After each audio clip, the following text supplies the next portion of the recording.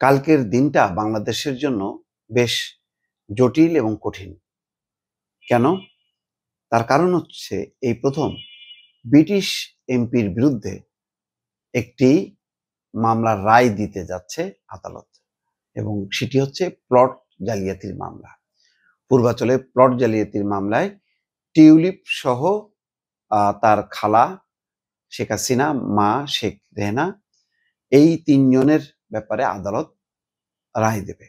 মানে ধরা যায় যে এটা শাস্তিযোগ্য অপরাধ, মানে ন্যূনতম শাস্তি 10 বছর। সমস্যা হলো শেখ হাসিনা এবং শেখ রেহেনার ক্ষেত্রে না, তারা বাংলাদেশি নাগরিক, কিন্তু টিউলিপ হচ্ছে ব্রিটিশ সিটিজেন এবং তিনি দ্বৈত নাগরিক, কিন্তু আবার তিনি মানে ব্রিটিশ পার্লামেন্টের একজন বিশিষ্ট রাজনীতিক, লেবার পার্টির তিনি এমপি বর্তমানে, এবং এর আগে তিনি মন্ত্রী ছিলেন। কিন্তু তার বিরুদ্ধে অভিযোগ ওঠায় তিনি সেই মন্ত্রিত্ব হারাতে বাধ্য হন বা ছেড়ে দেন। এখন যদি বাংলাদেশের আদালত রায় দেয় টিউলিপের বিরুদ্ধে, তাহলে সেটি কি প্রযোজ্য হবে কি হবে না, এটি নিয়ে ব্রিটিশ গণমাধ্যম এবং রাজনৈতিক অঙ্গনে তোলপাড় খাচ্ছে।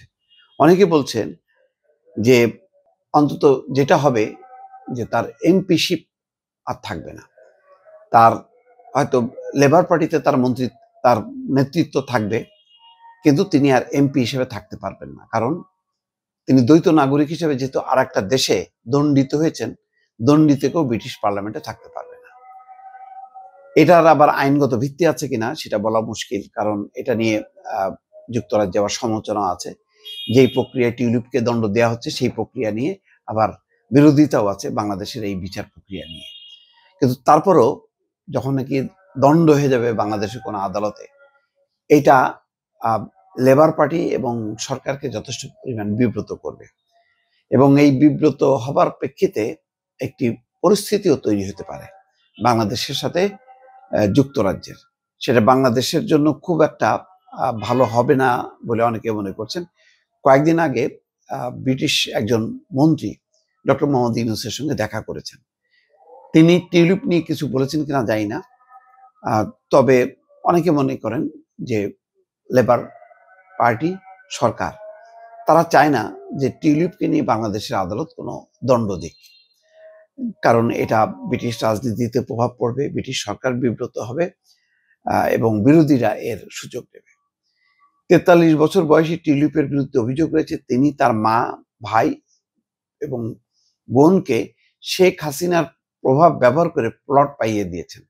তার মা এবং ভাই, মা হচ্ছে শেখ রেহেনা, ভাই হচ্ছে ববি, যিনি ফিনল্যান্ডে বসবাস করেন।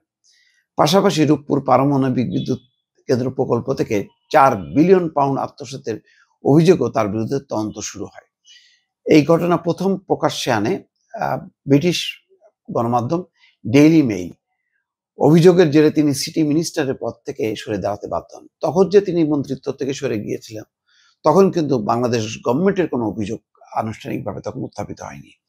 এটা রূপপুর পারমাণবিক কেন্দ্রের এই প্রকল্পের এই খবরটা যে টিউলিপ এবং শেখ হাসিনা, শেখ রেহেনা গোটা পরিবার 4 বিলিয়ন পাউন্ড তারা কি বলে ঘুষ হিসাবে পান, এটা নিয়ে যথেষ্ট তোলপাড় হয়েছিল, এবং সেই প্রেক্ষিতেই তাকে তখন সিটি মিনিস্টার থেকে সরিয়ে দেওয়া হয়েছিল।